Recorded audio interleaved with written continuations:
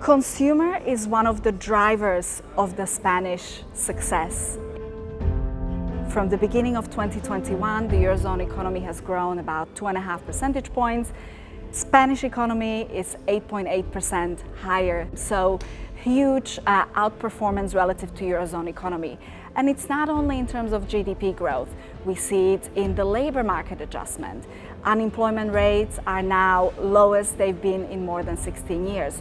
Jobs continue to be created. Productivity is higher than it is in the rest of the Eurozone. And of course, house prices are higher than they are in the rest of the Eurozone, reflecting some of the dynamism of the economy.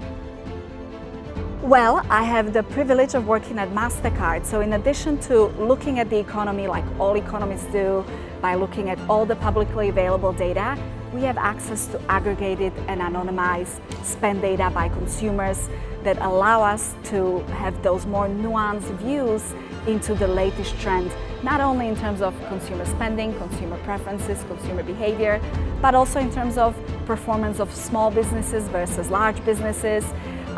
Small businesses are outperforming in Spain. Some of it is related to the recovery in the travel and hospitality sector, of course, but a lot of it is also related to greater presence online, especially relative to what Spain had experienced before the pandemic. How consumers spend. This year, we do see broadening of that spend when we look at our Spending Pulse data, which is our in-house measure of nationwide retail sales, where we look at spending across different categories. And the trend of broadening of spending has only accelerated in recent months, and it's getting broader and broader and broader. The tourism sector has, of course, been responsible for a lot of the growth we have seen in the Spanish economy. And the explanation is quite simple. Tourists are no longer coming to Spain only in July and August. They still do, of course it's the busiest season, but the season has expanded into what we call the shoulder season. So peak is the head, shoulders is the adjacent months, and we see very strong growth in those adjacent months because it's cheaper, it's less crowded, weather is not as hot for some of the Northern Europeans.